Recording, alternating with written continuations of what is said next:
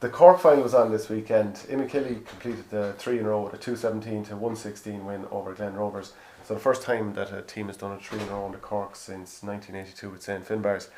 So the interesting subplot was that Glen Rovers had been looking for Imekilly to be more or less booted out of the championship divisional side last year, and that was voted down heavily.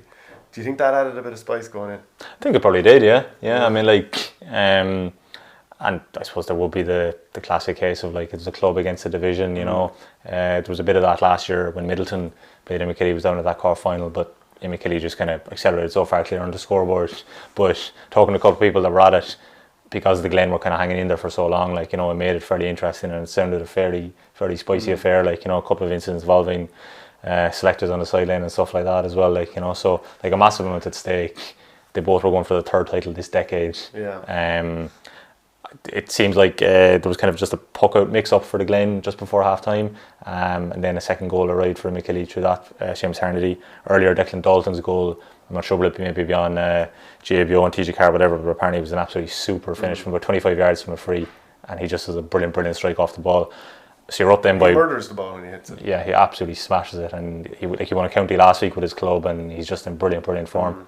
Imekilly were 6 up at half time, but the Glen got it back to a point before Shane O'Regan Oak's goal, and I believe Glen missed a fairly open goal also. Yeah, so I think it was 3 points, and I think they pushed Robert Downey up into attack. Apparently he was really good in Seamus Hernady. Apparently he did a really good job. He would wing back for Cork against Clare this year. Yeah, and there'd be a bit of a debate in Cork, what's his best position. He's played underage in attack, and he's kind of then been wing back for the seniors. Didn't have a great under-20 final against Tip. No, probably not as prominent in that game. And then that chance, and apparently the Glen goal in the first half was brilliant from Donald Cronin, but I think there was another situation. Patrick Horgan, he got clear once, maybe outside a goal, and Imekilly, the guy, just fouled him apparently straight away. So I think that was their big thing, to stop him. But like the consensus is, I suppose, given the team of stars that Imekilly have on paper, like Glen put up a serious fight, and they now have that really tricky position. 3 weeks time, they got to go up to Tip to play the Tip champions in the Munster Club semi-final. Yeah, as when you're not champions. Yeah. Does it cheapen it a little bit as a Cork person? Does it kind of cheapen it that the team that aren't champions are going in? Well, I don't think you can have the division going forward.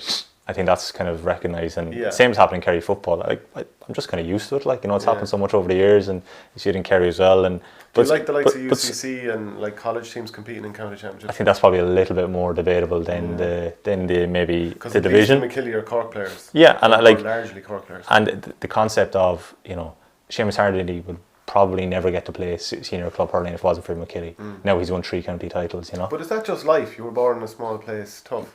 Yeah, but I think it does do something for the guys to develop on the county in the wider sense, And I do think next year now, the situation where you're going to have 2 grades of 12 in Cork, 2 senior grades, so they're ineligible. So, for example, Paddy O'Sullivan, Declan Dalton can't play with Imekilly next year because their clubs are going to senior A. Now, the flip side then is that Colm Spillane will probably be back from injury, and Niall O'Leary.